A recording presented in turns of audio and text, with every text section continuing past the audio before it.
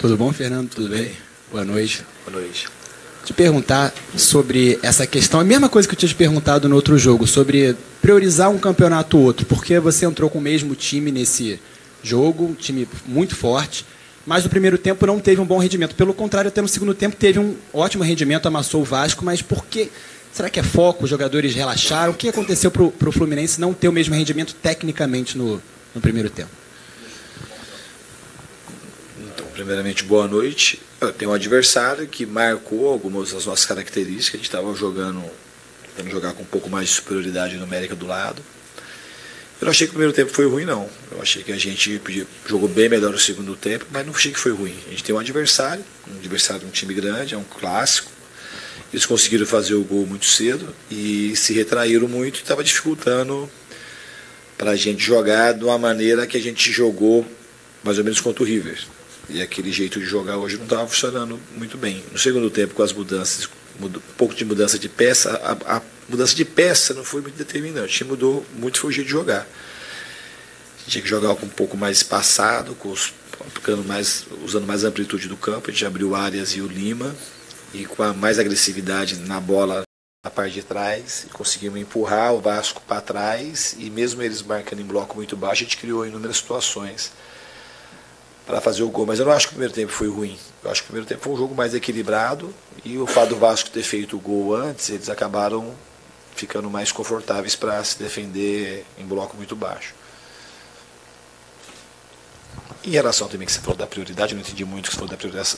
Não é, o time jogou na terça-feira, tinham 4 dias para preparar o time, e eu não tenho muito de mesclar. Eu achei que naquela ocasião era necessário, eu já tinha falado isso na entrevista passada, naquela ocasião achei que era necessário a gente preservar um pouco mais alguns jogadores pela sequência, pelo jogo em Fortaleza, o campo ser muito ruim, muito duro, o calor, e a gente tinha uma partida contra o River, e mais a viagem, a gente chegou de madrugada, a gente correria o risco de ter jogadores importantes sem estar na sua melhor condição para enfrentar o River. Não é o caso de hoje.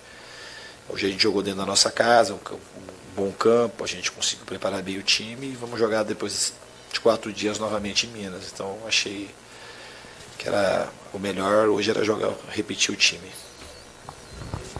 Diniz, boa noite. Bruno Castanho, Web Sport TV. Você falou que gostou do primeiro tempo, mas hoje a gente viu um Fluminense errando muito passe no primeiro tempo, coisa que normalmente não acontece.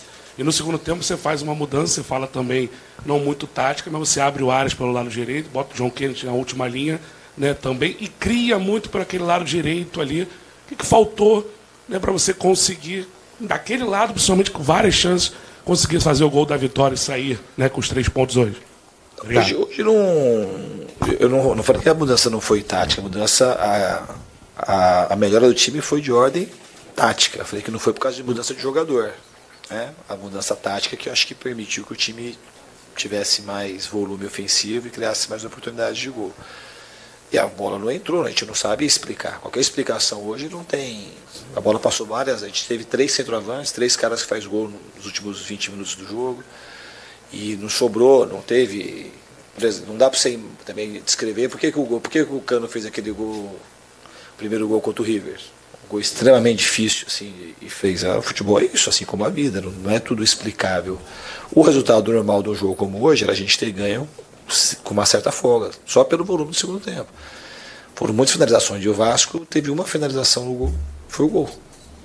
E é isso. Então, assim, a gente tem que saber separar hoje, de fato, o que aconteceu no jogo do resultado da partida, porque a gente merecia hoje fazer mais gols do que a gente fez. Diniz, boa noite. Marcelo Neves. Minha pergunta é: o quanto você avalia que a ausência do Keno pode ter dificultado o Fluminense no primeiro tempo? De alguma forma mudou taticamente ou na estrutura da equipe? Não vejo dessa forma, assim, porque assim, essa pergunta teria muita validade se no segundo tempo o Keno não jogou nem no primeiro nem no segundo. Se tivesse feito falta no primeiro tempo, teria feito falta no segundo. Foi uma questão mais tática. O Lima jogou muito bem lá, daquele lado, o Ara jogou bem aqui. A gente tem um pouco mais de volume ofensivo naturalmente pelo lado direito.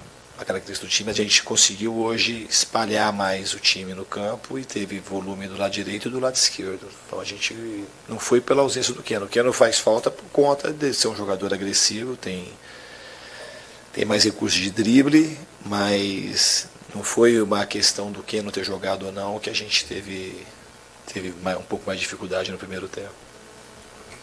Tudo bem, Diniz. Ano passado, acho que quando você perde alguns jogadores, né, isso é muito determinante para o Fluminense. Esse ano acho que teve uma preocupação maior em fortalecer o elenco. Você já começa a partida sem o Keno. E quando você perde o Samuel Xavier, eu vi que foi no exato momento que você pedia para ele abrir e ele virou para você e disse que não, você abaixou a cabeça, assim. Queria que você dissesse o quanto que isso nesse momento preocupa para você, nesse momento da temporada, de o time jogando da sua forma, as lesões que podem acontecer e as ausências, né? De Keno, Samuel Xavier, enfim, a gente ainda não sabe o que aconteceu com ele, mas o quanto que isso pode ser uma preocupação nesse momento? A gente espera, ninguém quer que o jogador lesione, a gente quer contar com todo mundo. A gente tem um índice muito baixo de lesão. O Samuel Xavier não machucou no jogo, ele se preservou. Ele estava sentindo incômodo e saiu. E já aconteceu isso com ele, não é a primeira vez. Então ele talvez fique fora de mais um jogo. Mas ele não sentiu, ele ficou com receio de machucar. O Keno de fato teve uma lesão, a gente vai ficar um tempo sem ele. Mas é normal, e a gente tem um elenco que me satisfaz, eu gosto do elenco, e o ano passado também a gente conseguiu se virar muito bem. Então eu não estou preocupado com a questão das lesões, porque eu acredito muito no trabalho que a gente faz, que a gente vai continuar machucando um pouco o jogador e vai saber levar bem a temporada. Boa noite, Diniz. Você já volta a campo na quarta-feira contra o Cruzeiro, um time que está embalado no Brasileirão. Já dá para projetar esse duelo? E se pegar o Cruzeiro assim, vindo de 3, 4 bons resultados no Brasileiro, na liderança, vai ser uma dificuldade a mais? O time que tem confiança, pelo momento que eles estão vivendo na temporada, a gente sabe que é difícil jogar lá. Mas no Brasileiro não tem jogo fácil. É um jogo difícil atrás do outro. A gente tem que preparar bem a equipe, estudar bem o Cruzeiro para poder fazer um bom jogo lá. Gabriel Amaral, Rádio Tricolor. Diniz, falar sobre o assunto Fábio, não necessariamente sobre o goleiro que vem atuando bem pra caramba, mas sobre a questão do erro dele no início do jogo, né? O gol que você falou que condicionou. Fábio, no ano passado, ele teve um erro assim, né, contra o Atlético Mineiro, mas ele também teve um erro contra o Olímpia, parecido, com o Abel Braga treinando. E aí, a gente já viu que eu estava vendo umas repercussões, algumas pessoas já colocaram, o Diniz, olha o goleiro saindo tocando, já tomou gol de novo. Eu não queria entrar no mérito do Fábio ter errado ou não, porque eu acredito que você já falou sobre isso 200 vezes, que o seu goleiro sai assim, que tem mais possibilidade até de, num chutão, ele tomar o gol. Mas eu queria entender melhor como você se estrutura nesse ponto. Essas críticas, você acha que é exacerbado só porque a você vai virar pauta a questão do Fábio, como não virou, por exemplo, ano passado, na questão do Abel? E isso influencia de alguma maneira na sua estrutura de time ou não?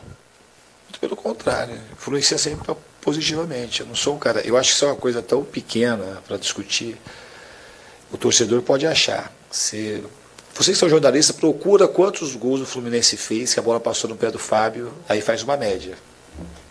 Vai ver o tamanho da goleada, vai ser a maior goleada, mais do que essa que a gente já fez. Agora, se você não quiser que nunca só jogando. O cara tem tomada de decisão. Pô. Isso é uma questão de educação. As pessoas querem. A gente não quer.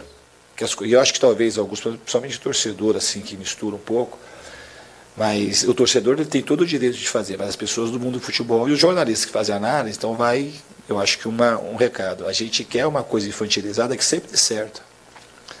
Eu não faço uma coisa, não tem nada na vida e no futebol que sempre vai dar certo. Aí você fala assim, aí aconteceu, putz, não pode ser jogando. Muito pelo contrário. Se tem algum mérito do meu trabalho, é saber separar.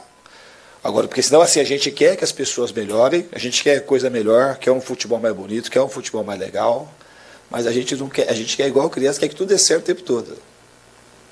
Tem que acertar sempre. Então o Fábio errou. Eu falo mil vezes, erro não é fracasso, erro é erro. E esse erro vai ser muito bom para o Fábio, vai ser bom para mim, vai ser bom para o Fluminense.